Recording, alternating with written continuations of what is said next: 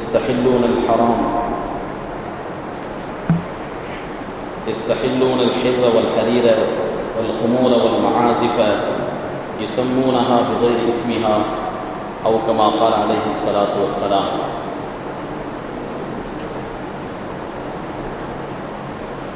கண்ணியமான அல்லாஹ்வின் நல்லடியார்களே, பெரியோர்களே, சகோதரர்களே, அல்லாஹ் நம் அனைவருக்கும் தீனுடைய மேலான விளக்கத்தை தந்தருள்வானாக. தீனின் பிரகாரம் நம்முடைய வாழ்வின் கடைசி தருணம் வரை நிலைத்து நின்று அமல் செய்யக்கூடிய பாக்கியத்தை நசீபாக்குவானாக. அன்பான சகோதரர்களே, ஒரு முஸ்லிமுடைய வாழ்க்கை என்பது இறைநினைவோடு கலந்த வாழ்க்கையாக இருக்க வேண்டும்.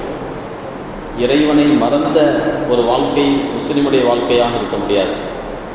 நம்முடைய வாழ்க்கையின் ஒவ்வொரு பகுதிகளிலும் அல்லாஹ்வை நினைத்து, அல்லாஹ்வை வணங்கி, அல்லாஹ்வுடைய ஞாபகத்தோடு கழிக்கக்கூடிய தருணங்களாக நம்முடைய தருணங்கள் இருக்க வேண்டுமே தவிர எந்த ஒரு நிமிடமும் இறைவனை மறந்த ஒரு வாழ்க்கை நிலை நம்முடைய வாழ்க்கை நிலையாக இருக்கக்கூடாது. மார்க்கம் அதிலே மிக அழுத்தமாக ஒரு விஷயத்தை நமக்கு சொல்லித் தருகின்றது, அல்லாஹ் மறந்துடாதீங்க. ஏனென்றால் நம்முடைய மனசை பொறுத்தவரை நம்முடைய மனசு எப்படி இருக்குது அப்படின்னு சொன்னால், எதிலையாவது ஒன்றில் ஈடுபட்டால் இன்னொன்றை பற்றி மறந்து விடுவோம். மனதிலே ஒரு விஷயத்தை ஆழமாக கொண்டு செல்லும் பொழுது மற்றதை பற்றிய நினைவுகள் நமக்கு இல்லாமல் போவது, இதுதான் மனிதர்களுடைய இயல்பு.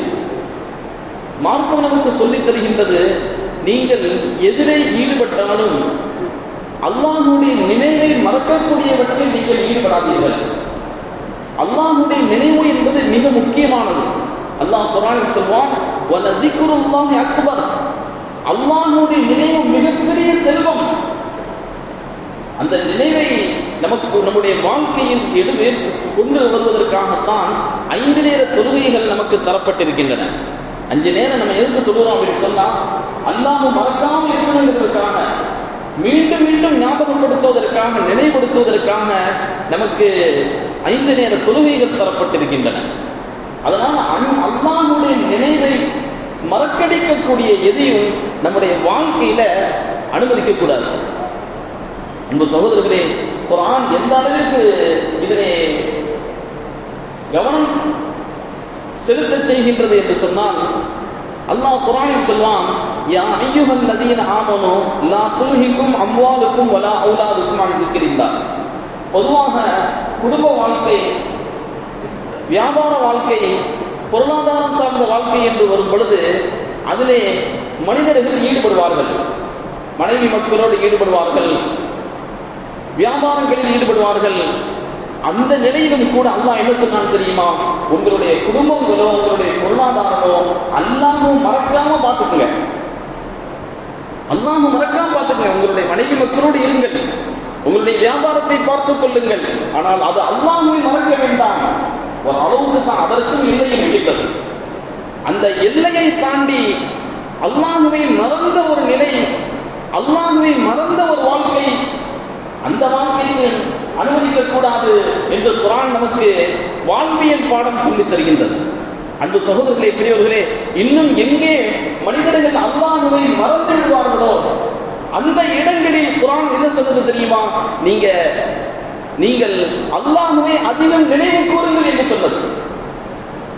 வியாபாரத்துல பெரும்பாலும் அந்த வியாபாரத்துடைய சிந்தனைகள் தான் இருக்கும். ஆனால் குர்ஆன் என்ன சொன்னது? வபுத்த ஃபைதா குதியத்தி ஸலாத்து ஃபந்தஷிரு ஃபில் அர்த். தொழுகை முடிஞ்சிச்சு அப்படின்னு சொன்னா நீங்க போய் வியாபாரத்தை பாருங்க. வபுத்தகு மின் ஃபத்லில்லாஹ், அல்லாஹ்வுடைய அருளை தேடுங்கள் என்று சொல்லிவிட்டு குர்ஆன் சொன்னது வதுகுருல்லாஹ கஸீரா, அல்லாஹ்வை அதிக நினைவு கூறுங்கள். ஒரு பக்கம் வியாபாரம் செய்யுங்கள் என்று சொல்லிவிட்டு அல்லாஹ்வை அதிக நினைவு கூறுங்கள் என்று குர்ஆன் ஏன் சொல்கின்றது? ஏன்னா வியாபாரத்துல அல்லாஹ்வை மறக்கிற மாதிரி நிலைகள் ஏற்படுவதுண்டு. வியாபாரத்தில் ஈடுபட்டிருக்கும் பொழுது அந்த சிந்தனையிலே இருந்து அல்லாஹ்வுடைய நினைவை விட்டு மாறிவிடக்கூடிய சூழல் ஏற்படுவதுண்டு. அந்த மாதிரி ஒரு சூழலுக்கு நீங்கள் சென்று விடாதீர்கள். நீங்கள் எதில் ஈடுபட்டாலும் கூட வியாபாரத்தில் ஈடுபட்டாலும் கூட, தொழில்துறைகளில் ஈடுபட்டாலும் கூட அல்லாஹுவை அதிகம் நினைவு கூறுங்கள். லஅல்லக்கும் துஃப்லிஹூன், அதுலதான் உங்களுக்கு வெற்றி இருக்கு.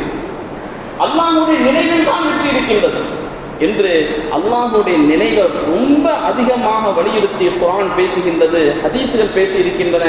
ஒருவர் அல்லாஹுவை நினைவு கூறுகின்றார் என்றால் அந்த மனசும் அல்லாஹுடைய நினைவே இல்லாத மனசுக்கு மத்தியில உதாரணம் சொல்வதாக இருந்தால் செத்தவர் உயிருள்ளவரை போல. அல்லாஹுவை எவர்கள் நினைவு வைத்திருப்பார்களோ, மறக்காமல் அல்லாஹுவை எப்போதும் நினைவு வைத்திருப்பார்களோ அவர்கள் உயிருள்ளவரை போல. அல்லாஹுவை மறந்தவர், அல்லாஹுவை நினைவை விட்டு அகன்றவர் இவர் இறந்தவரை போல என்று ரசூல் ஸல்லல்லாஹு அலைஹி வஸல்லம் இப்படியெல்லாம் உதாரணம் காட்டி அல்லாஹுடைய நினைவு எவ்வளவு முக்கியம் என்பதை வலியுறுத்தி இருக்கின்றார்கள். அந்த மாதிரி அல்லாஹுடைய நினைவோடு வாழக்கூடிய வாழ்க்கையை நமக்கு நசீபாக்கணும். அன்பு சகோதரர்களே, பல நேரங்களில் நம்முடைய வாழ்க்கையில அல்லாஹுடைய நினைவை விட்டு நம்மை திருப்பிவிடக்கூடிய ஏராளமான சாதனங்கள், ஏராளமான அம்சங்கள் இன்னைக்கு வந்துவிட்டன. மனிதர்கள் அதில் கவனம் செலுத்த வேண்டும், முஸ்லிம்கள் அதில் கவனம் செலுத்த வேண்டும்.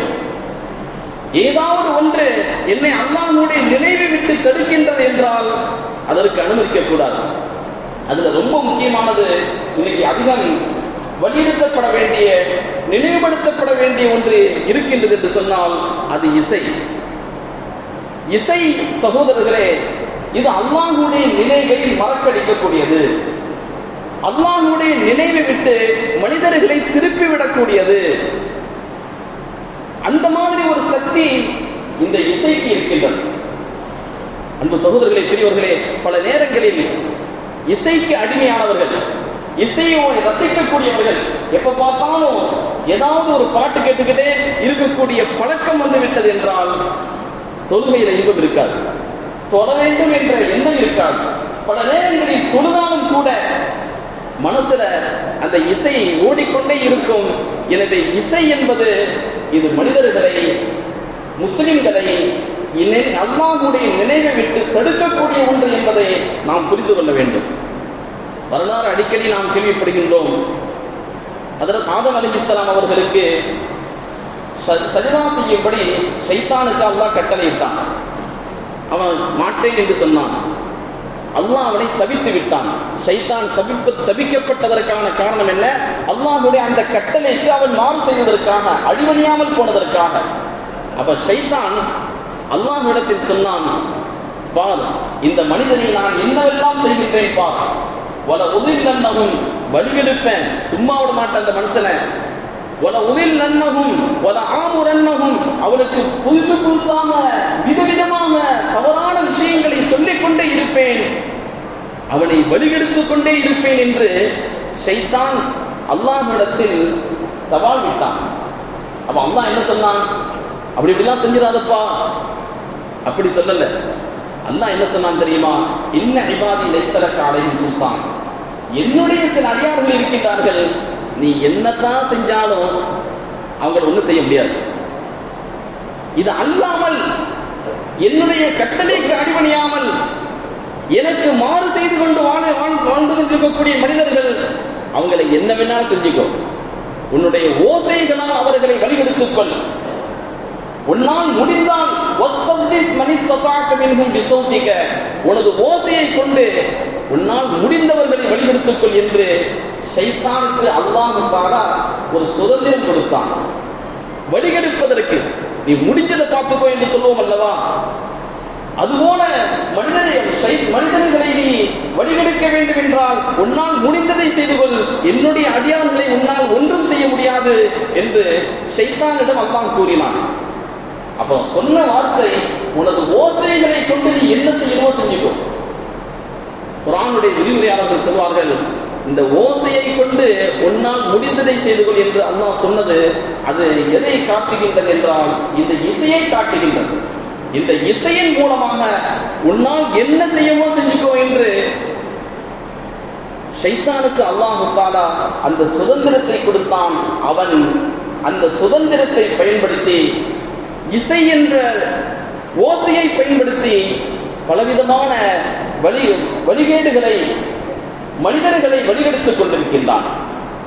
ஹஜ்ரத் அப்துல்லாஹ் இப்னு உமர் ரலியல்லாஹு அன்ஹு அவர்கள் ஒரு தடவை பஜாருக்கு செல்கின்றார்கள். அங்கே பார்க்கின்றார்கள் ஒரு பெண்மணி, ஒரு சிறிய பெண்மணி பாடல் இசைத்துக் கொண்டிருக்கின்றார். அந்த காட்சியை பார்த்த ஹஜ்ரத் அப்துல்லாஹ் இப்னு உமர் ரலியல்லாஹு அன்ஹு சொன்னார்கள், ஷைத்தான் யாரையாவது வழிகெடுக்காமல் விட்டிருந்தால் இந்த பெண்ணை விட்டிருப்பான், இந்த பெண்ணை வழிகெடுக்காமல் விட்டிருப்பான். ஆனால் பார், இந்த பெண்ணை கூட அவன் விடவில்லை, இந்த சின்னஞ்சிறுமியை கூட அவன் விடவில்லை. தன்னுடைய வழிகேடுகளால் எல்லோரையும் கெடுத்து வைத்திருக்கின்றான் என்று ஹஜ்ரத் அப்துல்லாஹ் இப்னு உமர் ரலியல்லாஹு அன்ஹு அவர்கள் பாடல் இசைத்த அந்த பெண்மணியை பார்த்து ஷைத்தான் இவளை வழிகெடுத்துக் கொண்டிருக்கின்றான் என்று சொன்னார்கள். அன்பு சகோதரர்களே, பெரியவர்களே, இப்படி இசை என்பது ஷைத்தானுடைய ஓசையாக மாறி மனிதர்களை வழிகெடுப்பதற்கான ஒரு பெரிய அம்சமாக இருந்து கொண்டிருக்கின்றது. மனிதர்கள் அதன் காரணமாக இறை பாதையை விட்டு, இறை நிலையை விட்டு விலகிக் கொண்டிருக்கின்றார்கள். அன்பு சகோதரர்களே, பெரியவர்களே, நிதர்சனமான ஒரு உண்மை என்னவென்றால், ஒரு தவறான விஷயத்தை இசையின் மூலமாக நம்முடைய மனசுல புகுத்த முடியும். இந்த இசைக்கு எவ்வளவு பெரிய சக்தி இருக்கின்றது என்றால், நம்முடைய உள்ளத்தில் ஊடுருவிவிடக்கூடிய சக்தி இருக்கின்றது. நம்ம மனசுல எதையும் சாதாரணமாக எடுத்துக்கொள்ள மாட்டோம், பேசும் பொழுது எடுத்துக்கொள்ள மாட்டோம். ஆனால் பேசக்கூடிய அந்த விஷயத்தையே கொஞ்சம் பாடலாக, கொஞ்சம் அப்படியே ராகமாக இசை கலந்து கொடுக்கும் பொழுது தவறான விஷயத்தை கூட நம்முடைய உள்ளம் கிரகித்துக் கொள்கின்றது. ஏதோ பஸ்ஸிலே போகும் பொழுது கேட்ட ஒரு பாடல், தப்பான அர்த்தம் கொண்ட பாடல், கொச்சையான பாடல், நம்ம தொழுது கொண்டிருக்கும் பொழுது ஞாபகம் இருக்கும். எப்படி நம்முடைய உள்ளத்திற்குள் அது வந்தது? எப்படி நாம் அனுமதித்தோம் அதை? நம்முடைய அனுமதி இல்லாமலேயே நமக்குள் ஊடுருவி விடக்கூடிய ஒரு சக்திக்கு இந்த இசை இருக்கின்றது. எனவேதான் ரசூல் ஸல்லல்லாஹு அலைஹி வஸல்லம் இந்த இசையை ஹராம் என்று சொன்னார்கள். பொதுவாக பாடல் நல்ல கருத்துக்கள் கொண்ட பாடல், இறைவனை புகழ்ந்து, நபியை புகழ்ந்து, எந்த விதமான இசை கச்சேரிகளும் இல்லாமல், சாதனங்கள் இல்லாமல் ஒருவர் படிக்கின்றார், அது தவறில்லை. பல நேரங்களில் நம்முடைய வினாக்களில், நிகழ்ச்சிகளின் பொழுது இறைவனை புகழ்ந்து, நபியை புகழ்ந்து பாடக்கூடிய அந்த பாடல் எல்லாம் அந்த வகையை சார்ந்தது. ஆனால் ஒரு இசை கச்சேரியோடு, அதற்கான சாதனங்களோடு, அதற்கான அம்சங்கள் எல்லாம் வைத்து இசைகளை இசைத்து பண்ணக்கூடிய ஒரு அம்சம் மார்க்கத்தில் தடை செய்யப்பட்டது. நம்முடைய சமுதாயத்தை பொறுத்தவரை இசைகளை ரசிக்கக்கூடிய சமுதாயமாக நம்முடைய சமுதாயம் இருக்கவில்லை. அதை விட்டு நகர்ந்துதான் நாம் இருந்து கொண்டிருந்தோம். ஆனால் காலப்போக்கில் என்ன ஆனது என்று சொன்னால், இசை பாவமாக கருதப்பட்ட காலம் போய், இசை என்பது இது கலை, ஒரு ஆழ்த்தது, இசைக்கக்கூடியவர்கள் எல்லாம் கலைஞர்கள் என்று அழகழகான கவர்ச்சியான பெயர்களை சொல்லி இன்னைக்கு இசை என்பதும் தவறில்லை என்று சொல்லிவிடக்கூடிய காலகட்டத்தில் நாம் வாழ்ந்து கொண்டிருக்கின்றோம். இந்த காலகட்டத்தையும் கூட ரசூல் ஸல்லல்லாஹு அலைஹி வஸல்லம் முன்னமே சொன்னார்கள். ஒரு காலம் வரும், யஸ்தஹில்லூனல் ஹில்ல வல் ஃபஹரீர வல் ஃபுமூர் வல் மஆசிஃப யுஸம்மூனஹா பிஸ்மி கைரி இஸ்மிஹா. ஒரு காலம் வரும், அந்த காலத்தில் பட்டாடைகளை ஹராம் என்ற நிலை மாறி ஹலால் என்று சொல்லக்கூடியவர்கள் வருவார்கள். பட்டாடைகள், பட்டு என்று சொன்னால் யாரும் அணிய மாட்டாங்க. ஆனால் இதுதான் ஃபேஷன், இந்த மாதிரிதான் ஆணை அணியணும், இப்படித்தான் எல்லாரும் உடுத்துகின்றார்கள் என்று சொன்னால் உடுத்தாதவர்களும் உடுத்து விடுவார்கள். அதே போல வல் ஹுமூர, மது, இந்த மதுக்களையும் கூட வேறு வேறு பெயர்களில் மனிதர்கள் ஹலாலாக பார்ப்பார்கள். மது என்று சொன்னால் யாரா இருந்தாலும் யோசிப்பாங்க. ஆனால் அதே இது உற்சாக பானம், இதை அருந்தினால் உற்சாகம் ஏற்படும் என்று வேற பெயரை சொல்லிட்டா அது குடிக்க ஆரம்பிச்சுவாங்க. அந்த மாதிரி வல் மஆசிஃப், இசை கருவிகள் எல்லாம் இசை என்று சொன்னால் கொஞ்சம் தூரம் தள்ளி நிற்பாங்க. இது இசையாக பார்க்காதே, இது ஒரு ஆர்ட், இது ஒரு கலை என்று பெயர் சொல்லும் பொழுது அதை ஹலால் என்று கருதக்கூடிய சமூகம் வரும். என்னத்தான் பெயர் மாறிவிட்டாலும் சட்டம் மாறுவதில்லை. மதுவுக்கு மது என்று பெயரிடாவிட்டாலும் சட்டம் அதுதான். இசைக்கு வேறு பெயர் வைத்தாலும் கூட ஹராம் ஹராமானதுதான். பட்டுக்கு என்னத்தான் கவர்ச்சியான பெயர் சூட்டினாலும் கூட ஹராம் என்பது ஹராம் என்பதுதான்.